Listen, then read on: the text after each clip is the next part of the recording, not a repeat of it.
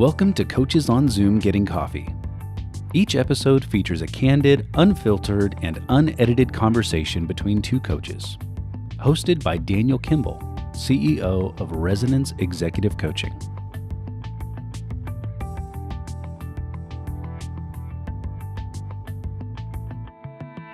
Well, today I'm really happy to have you on the show, Greg. Welcome, Greg Mutch. If you want to introduce yourself really quick and just kind of tell the audience who you are, that would be great. Glad to be here. Thanks, Dan. I am Greg Mutch. I'm the co-owner of AG Collaborative. I'm the G in the collaborative. I've got my coffee here. It's later in the day here in Michigan, which is where I'm from.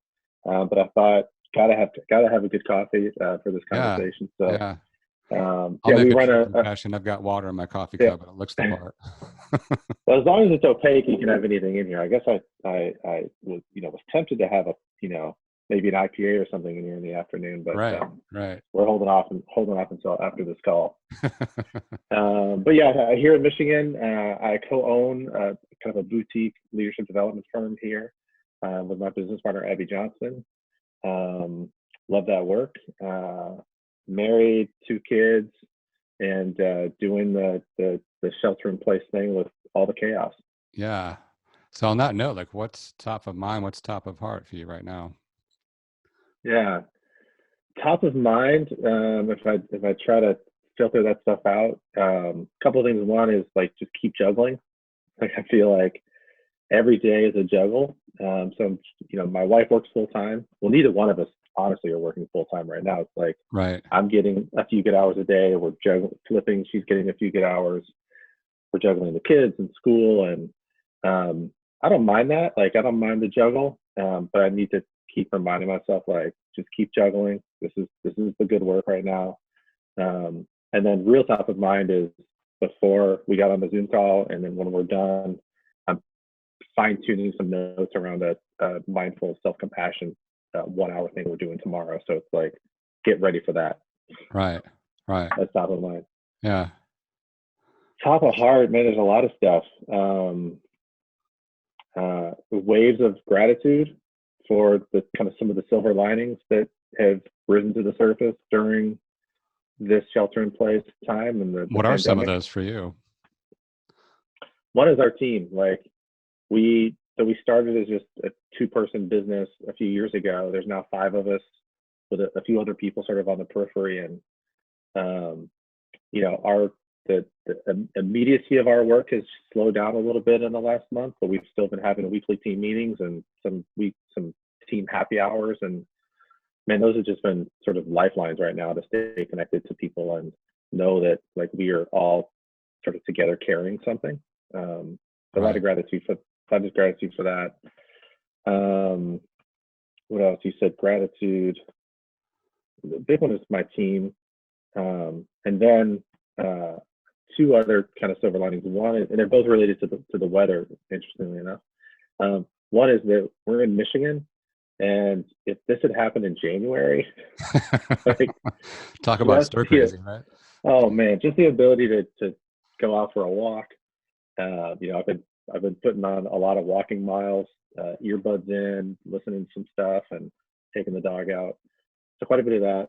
And then I just had this sense, because we went shelter in place right about the time that the first sort of breaking forth of spring was showing here in Michigan. Right. So stuff coming out of the ground, buds hitting the trees. So I had a sense of we're going to witness spring, and it's sort of micro coming to reality in a different way this year, because we're going to notice every little thing every day because there's almost nothing else to pay attention to. So that's been a real sort of source of gratitude as well. On that note, what are you practicing as far as being more mindful of what you are grateful for? Because it's easy in this kind of context to kind of focus on what's negative, but how are you consciously cultivating more of the positive? Mm-hmm. One is while I'm dipping my attention into the news cycle occasionally, not very much. We never have the news on the TV in the house, and I'll check it sort of a couple times a day to see if there's any kind of major headlines. Right. But otherwise, staying out of the news helps. I mentioned going for walks, so that's been a sort of an increased practice. I mean, I don't normally on most weekdays go for walks. So that it's been hard. It's been, I think the sort of intentionality around practice or wellness has been difficult because in some ways, and it's hard, it's paradoxical. In some ways it feels like there should be more space and time to do that stuff because I'm really only working a handful of hours a day. And it feels like I'm still having to fit it into the cracks and crevices wherever I can. And so wherever I can means if there hasn't been a lot of like sitting meditation, there's been a lot of finding 5 minutes here, 5 minutes there, doing a little bit of mindfulness practice with our kids here and there, inviting them into that. How old are your kids? Reading. Remind me, what ages are they at now? Yeah, similar. We have a one who turns 11 on the last day of this month. Okay. And so probably one of those virtual celebrations will be happening. Yeah.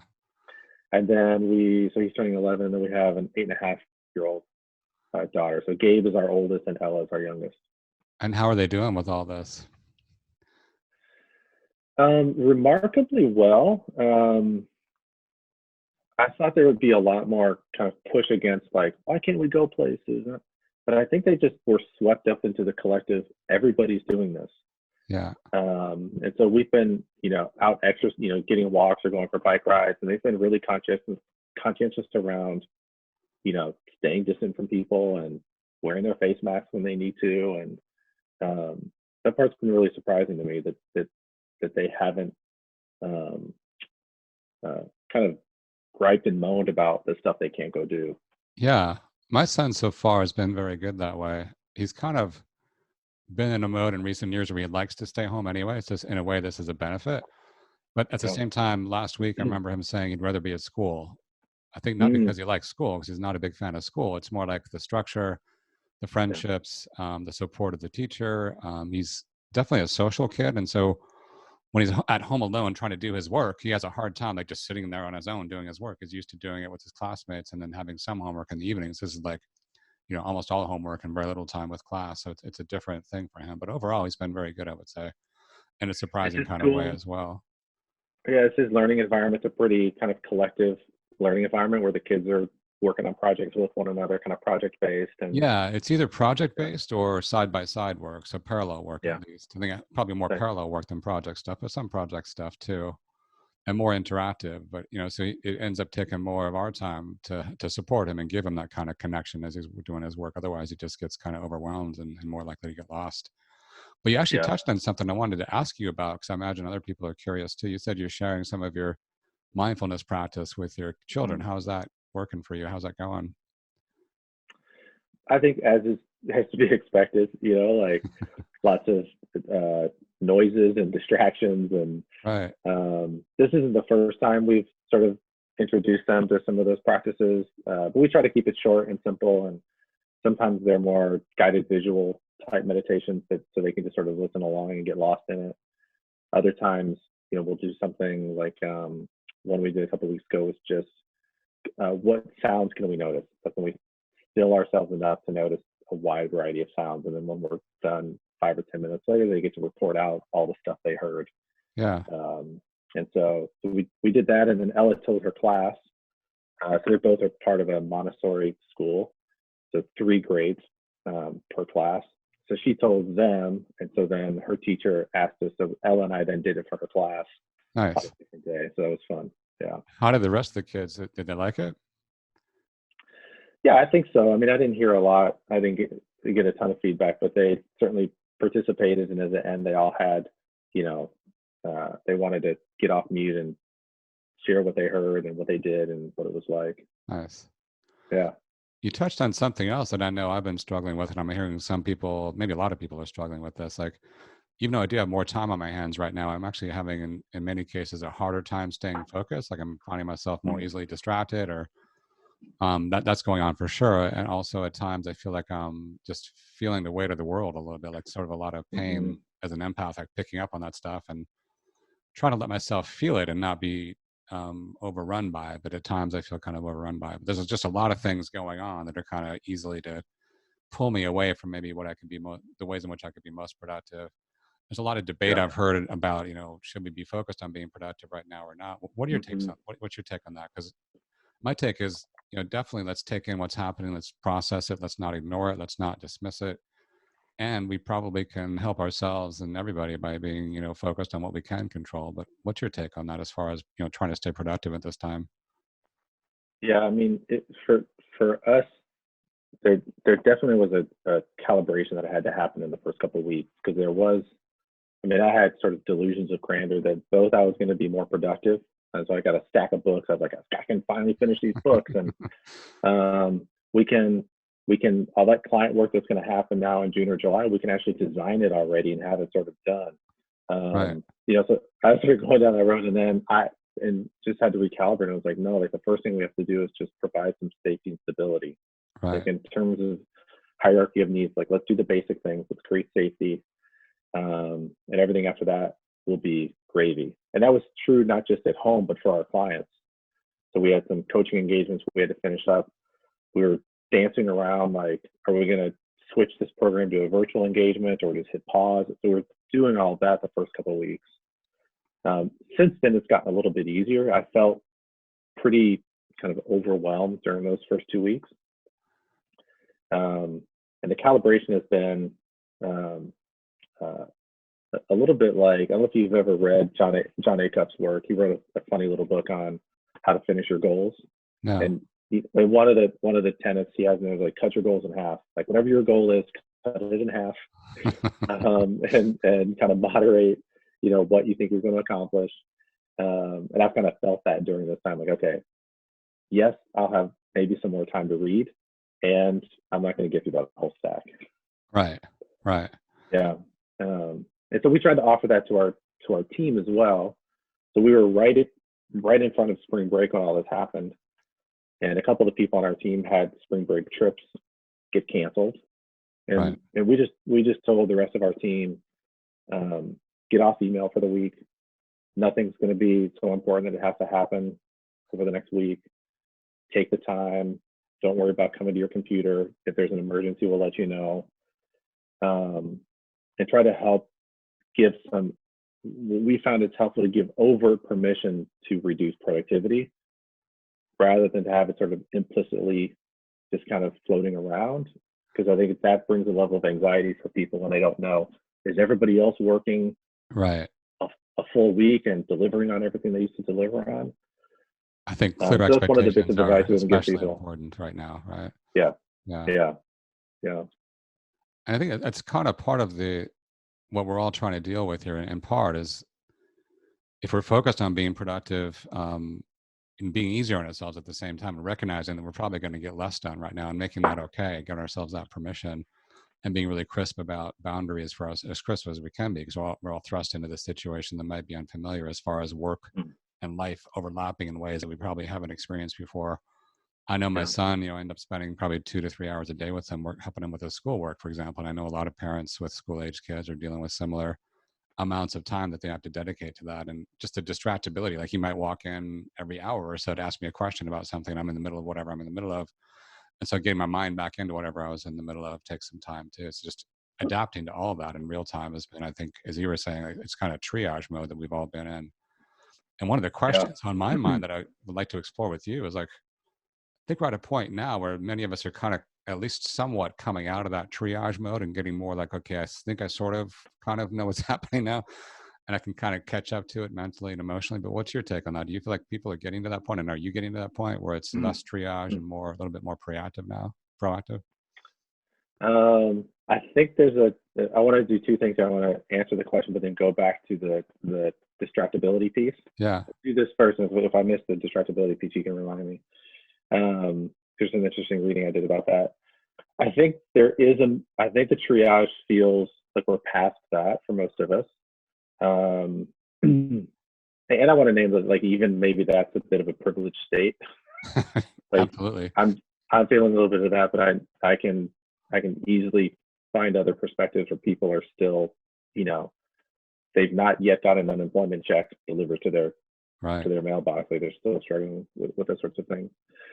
But past triage and, wanting to, I think, ready to be proactive or ready to be more planning oriented, and still feeling like we don't know when we're going to meet solid ground. It's like maybe we can see the shore, but we can't yet predict like when we're actually going to step onto solid ground where we can start taking steps and making plans. And so it feels elusive in a different way, or it feels confusing in a different way. Less triage, but still like not any solid footing. Yeah, less triage. And for me, it feels like I can see a little bit of a prick of light at the end of the tunnel now. I can kind of see a path, not necessarily a path, but I can see on the horizon, okay, we're going to get to something more akin to what we used to know as normal. I don't think we'll ever go back to what we used to know as normal, but we'll take steps in that direction incrementally. And I think part of what's been going on for us collectively and individually is like to some extent continued trauma around the uncertainty. Like there's all this uncertainty about what's going to happen. It's becoming more clear now, but for the first month or so, I was like, what's going to happen? And we couldn't grasp on to anything really. It's like we have no mental model of this kind of situation. We've never been in this before in our lifetimes. And we don't have any like past experience we can draw from, and no certainty or clarity about what's going to happen next and when it's going to happen. Now that some plans are out there as far as proposals about how we're going to start to reopen, I think we could debate about whether they're the right plans or not. But the point is, with some plans out there, at least now that we have some sense collectively, I think that, okay, there is an end to this. I don't know exactly when or how, but I can see now that there is an end, and it feels a little bit more certainty at this point. Yeah. But I think what I'm talking a little bit about is, we've got a client that we're going to, as soon as this is done, we will put dates on the calendar and start meeting in person again. Right. That part feels certain. What feels still really uncertain is, do we pick days in the end of May, in the middle of June, July? Like we don't know. Right. And so the calendar still feels like it's being held hostage. It's like, we're doing a couple of little things virtually, some mindfulness, some free kind of mindfulness resourcing. We're going to do a couple of other 1 hour kinds of things, but do we put those on the calendar for middle of May and end of May? That might seem ridiculous because we may be starting to get back to normal or not in that time. So, or not. Right. Yeah. One thing that I've been doing, and we can circle back to this because I know you wanted to talk about the distractibility piece, but I've been putting a lot of time into trying to get my arms around making sense of all this, and also, as much as I reasonably can, making some not conclusions, but like ranges of possibility for what the future might look like and when we might get there. I'll talk about that more, but I want to, first of all, what did you have to say about the distractibility part? Well, I think, part of what we're feeling in that, like, we're really task switching a lot. We do that normally anyways. There's sort of this myth around multitasking. Really what we're doing is task switching a lot. And we're seeing that really clearly, like between our email and the news and Facebook and giving our kids help on their homework. And I did a workshop a couple months ago. And one of the bits of sort of, one of the statistics I pulled out of that, I won't get the numbers exactly right off the top of my head, but every time we get distracted from a task we're doing that requires some level of focus, it takes somewhere in the ballpark of 22 minutes to re-engage and get back into the point we were at. And be fully immersed in it again. Yeah, I've heard a similar number, right around 20 minutes for that. Yeah. And so when you have enough of that attentional drag and drift kind of going around, you can feel kind of beaten up by that. Right. Yeah. And very much adrift, to use your word. Because if you imagine you're checking your email every 10 minutes or checking the news every 20 minutes and your kids are walking in every 20 minutes or whatever it is, you're just going from one distraction to the next potentially. Yeah, and a lot of the things that we're checking in on are actually creating, some even low level cortisol hits. Yeah. Right. And as that begins to build up in our system, there's a wide variety of mental and physiological effects that can have. I think to a significant degree, we've all been in this collective adrenalized cortisol state, I think for probably more than a month now for many of us, and in some parts of the world a lot longer than that. And that takes a toll. And just some level of collective trauma we're experiencing because of that. Like almost never ending sense of, just being adrenalized so much of the time. Yeah. Yeah.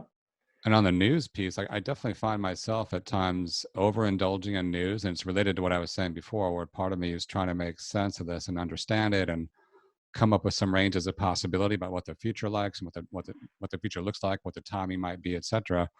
And I can definitely overindulge in that. It can become something that's just too much of a distraction and pulling me away from other stuff.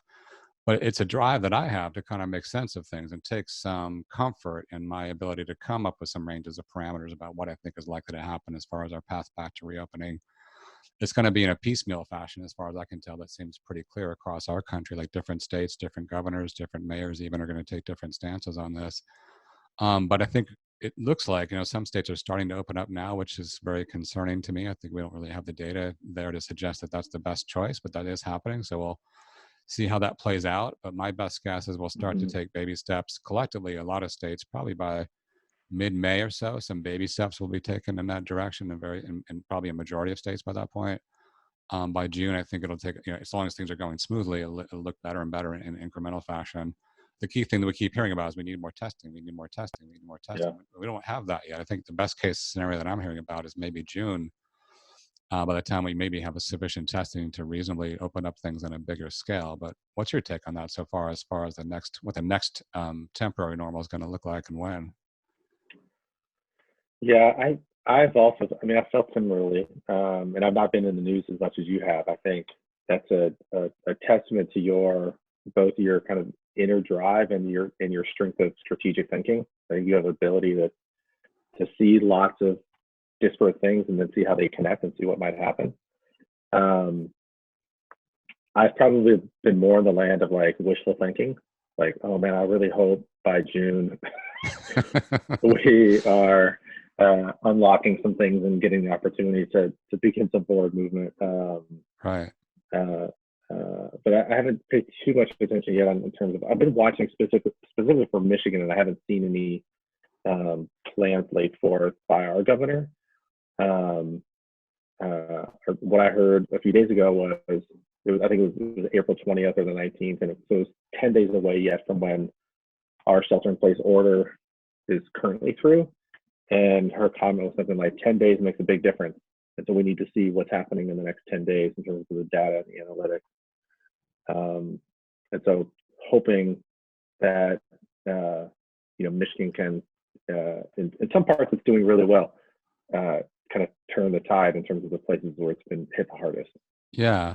And that's part of what I think a lot of us are looking at too. Like, we understand our own local area much better than we do the rest of the country. And it's hard to get a clear picture of what's really going on in various parts of the country. We see the media's coverage and we try to do our best, but it's limited when you're not actually living it and seeing the local coverage.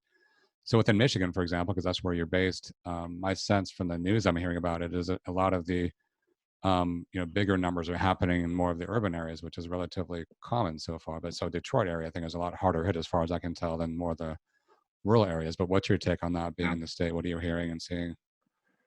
Yeah, both Detroit, because it's urban, and also, under-resourced. There's a lot of food deserts in that urban community. High level, what's really upsetting is that not only is it urban, but it's mostly people of color. Right. A higher percentage of people of color in Michigan compared to the general population that are both contracting and more likely dying from COVID-19 in Michigan. And there's going to be the possibility of a lot of wake-up calls to the world and to America from all of the results of this. And so my hope is that we don't sort of live in the land of nostalgia and say, let's get back to normal.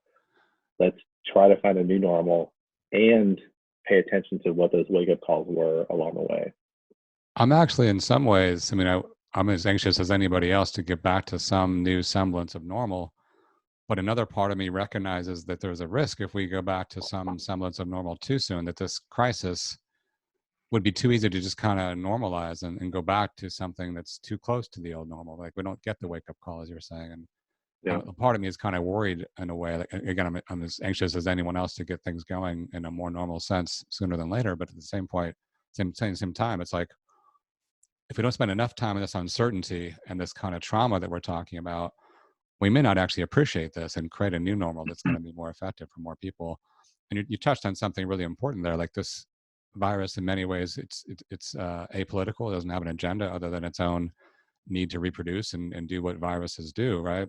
Mm-hmm. But our society is pointing out things in our society that were there all along that are becoming much more clear now, which is one of those things is class, and how much of a class, as far as in the US, mostly has to do with our financial standing, and how that impacts our susceptibility to getting the virus and being more seriously ill or dying from it. That's becoming so much more apparent as a result. And hopefully that's going to it is shedding some light. Hopefully that shed light will lead to new actions in the future, is my hope. Yeah. I mean, I think that highlights for me one of the, when you said sort of what's top of heart when we started the call, one of the things was gratitude. The thing sort of on the other side of that I've been holding with some grief. Yeah. And sort of around what we're talking about right now, there's some grief around these sorts of things, and some grief just around, like there's a really bright light being sort of shined down on closed-mindedness or echo chambers, or like I'm just seeing sort of the division, even just across my own sort of Facebook feed. Yeah. I'm curious what you're doing. I'm sure you're seeing something similar. And so how are you finding ways of holding that or engaging with people who maybe are more fixed mindset or closed mind and aren't open to other varied perspectives? That's a good question. My strategy continues to evolve. I mean, it's always continuing to evolve, and I think it's evolving more quickly right now because of the crisis that we're in. I do see a lot of division, maybe I think more so than usual. There's a lot of polarization in the US anyway, and I think it's more pronounced right now. At least it's more obvious right now. And people, when they're stressed, we tend to go to more polarized thinking. We tend to think more in terms of our own selves and our own immediate circles, and we become more divisive in many ways. So it's a natural response. And my initial, when this thing started to blow up, 6 or so weeks ago here in the US, my initial responses, I think, were more forceful and more, I'll even say righteous. I think I had a belief in my point of view, and I'm really trying to back off on that and take more of a stance of, this is a grand experiment for all of us. Nobody really knows for sure how this is going to play out, and all these different measures we're taking. We're doing our best with the information we have and what we believe is the best to do, but we won't really get clarity on that until after the fact, unfortunately. There is some data we can look at from past pandemics to inform what we do today, and that's what a lot of this stuff that we're doing is based upon. So it's not without basis, but every pandemic is different. Every virus is different. There's so much we don't know. That's one of the reasons why I believe it's good to err on the side of caution. But my approach in terms of trying to bridge some of those gaps is that, like, recognizing that, hey, I don't have the answers here either, but here's what I'm seeing. Here's what my take on it is, given the information I have, and try to have a dialogue about it. And I've noticed people seem to be more receptive in response to that than the way when I was being, say, 2 or 3 weeks ago, where I was a little bit more righteous about it. And I'm also getting, I have my own ways in which I can be impatient, for sure, about certain things. I see a whole lot of outrage on Facebook, and it just really pisses me off, makes me outraged too, by the way, which is interesting. But I'm trying to step away from that and ask myself, like, what's going on? Why is there so much outrage that people are expressing? And I've certainly had my share of outrage, and like I just said, I have my outrage about the outrage sometimes. But what I ask myself is, like, what's most effective? How can I take that outrage and channel it in a productive direction? And I don't see a lot of evidence of people necessarily taking constructive action, but I do see a lot of comments and outrage and complaints, essentially. Not that those complaints or outrage aren't necessarily justified, they might be. But what I'm looking to now is, like, how do we turn that into action? How do we actually take that and turn it into change? It's part of what we were just talking about a few minutes ago. If this crisis passes by and all we really do is complain the whole time and not look to change things, then nothing's really going to change. Yeah, I agree. I mean, I had a similar sentiment. I've really tried to be careful about how much I'm engaging on social media platforms, be more observing and less engaging. Right. Because I know that I can both I have all the same cognitive biases that everyone else on Facebook has. But I weighed in yesterday. Somebody had posted a piece about some of the larger businesses that were taking the small business funding. Shake Shack and a few others, and And so he had sort of had a thread around that, and somebody gets into that thread and was like, why do you keep posting things that are so complaining oriented? If you find things to complain about, you're just bringing in sort of more negativity. And I think his challenge is a correct one, just in the wrong place. I have the same sentiment, but I'm looking for different ways to express it that are hopefully more effective. Yeah. Yeah, and I think there are some things that we maybe don't need to complain about. We just feel like we want to. There's other things like where there's injustice at play that I think require us calling those things out. Yeah. And if we don't, it really can be a sign of our privilege that we can look away from it. Right. We have the luxury of looking away from it. Right. Right. Right. Yeah. And definitely the awareness has to come first, and then it's perfectly understandable to have an outrage response to some of the things that are going on. What I'm trying to push myself towards and influence others towards is like, take that outrage and channel it into something productive. Because again, if we don't channel our emotions into productive change, then nothing's really going to change. And that's where I'm at right now with it. Yeah. Yeah. Here's the thing I'm curious about, if you're open to it. I'm finding that one of the things I miss when I get really busy in my work is more reflective time to read and consume new books and, watch videos or whatever it is. And so I'm having a little bit more of that, not as much of that time as I thought I was going to have, but into some books and finding a little bit of kind of inspiration there, or at least interest and scratching that itch. I'm curious if you're finding any time for that and what you might be kind of reading or paying attention to outside of kind of the COVID pandemic.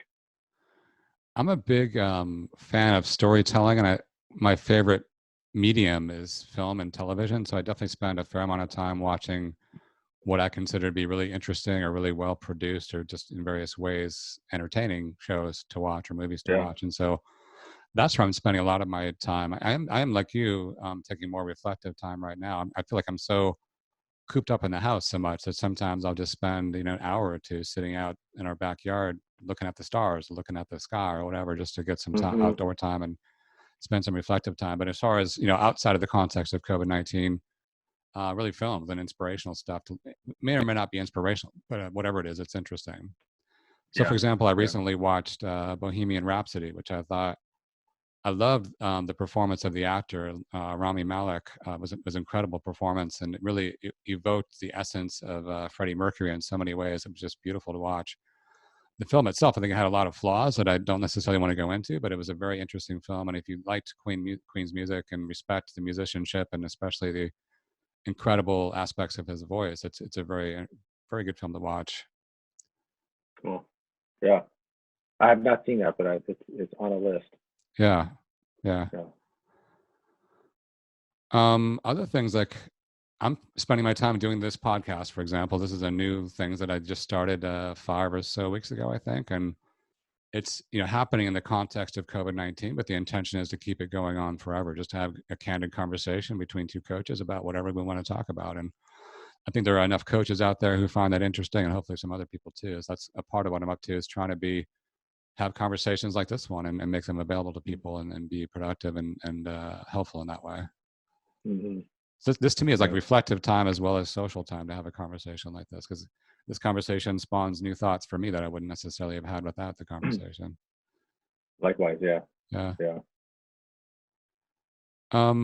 What are you frustrated by? Like, what are you struggling with or frustrated by right now? Let's tune into that.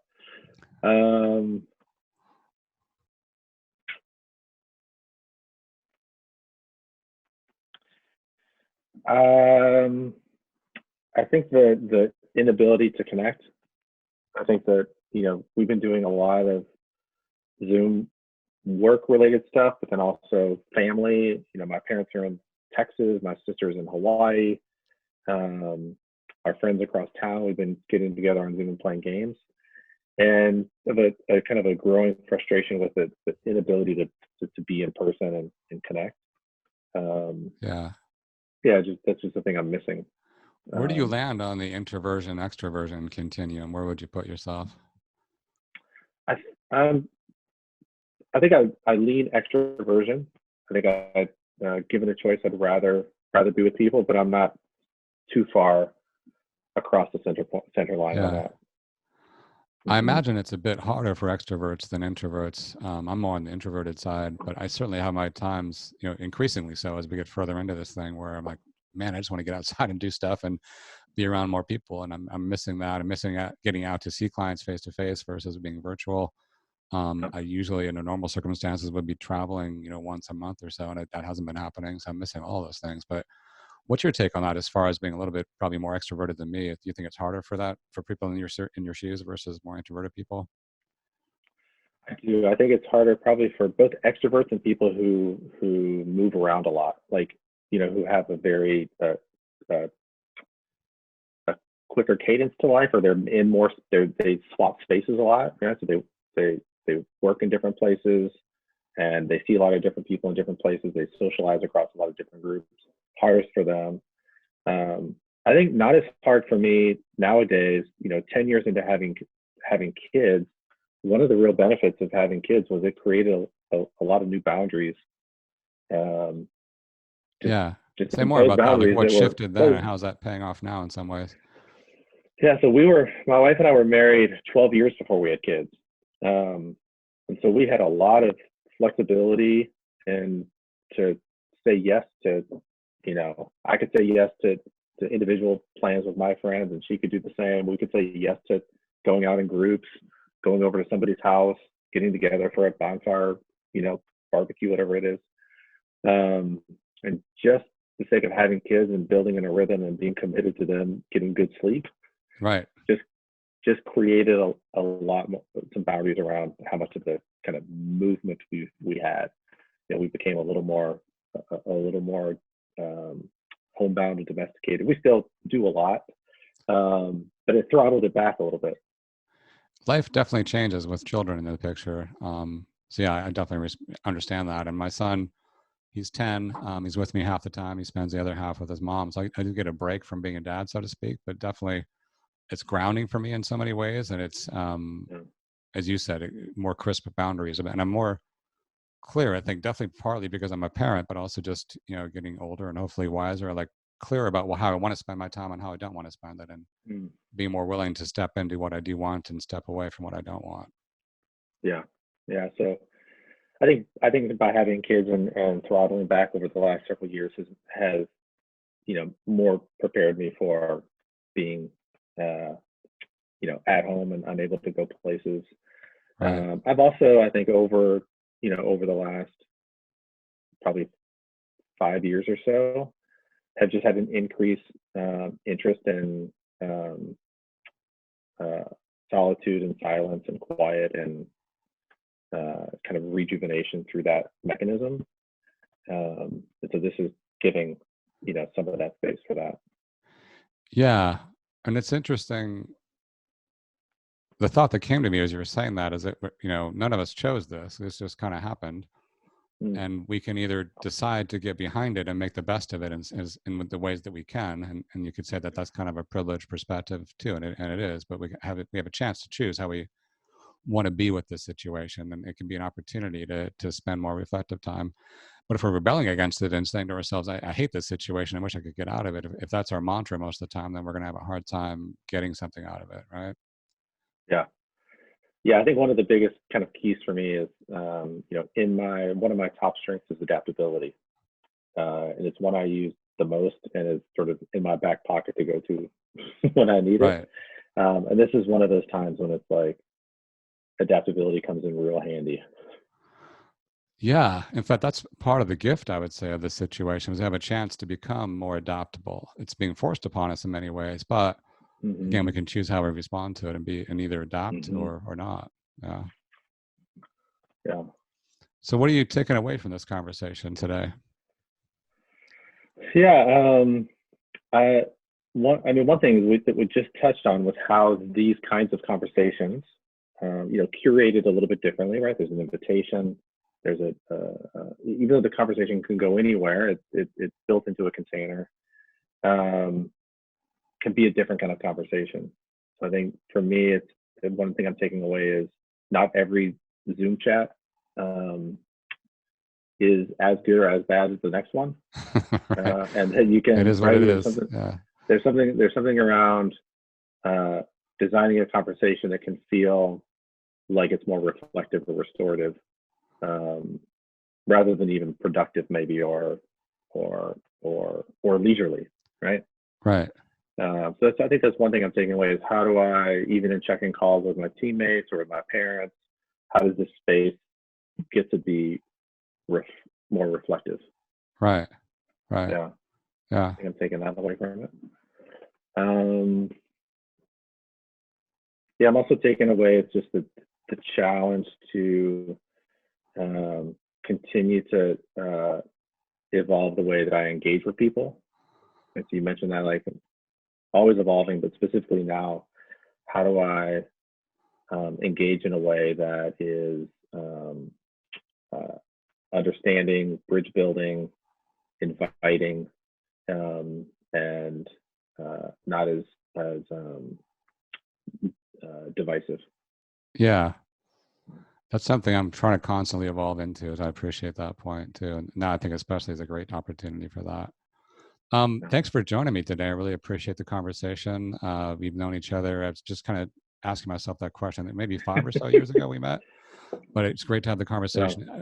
Grateful to have you on the show. If people want to find out more about you or learn about your company, where can they find you? Yeah, our business website is agcollaborative.com. That's probably the best place. Our email's there, bios are there. How to find us on Facebook is there, LinkedIn. That's where most of our work is captured. It'll have a new look in another month or so, but it's substantial as it is right now. Cool. Thanks again for the time. Appreciate it. Have a good rest of your day. Thanks, Dan. Really enjoyed it.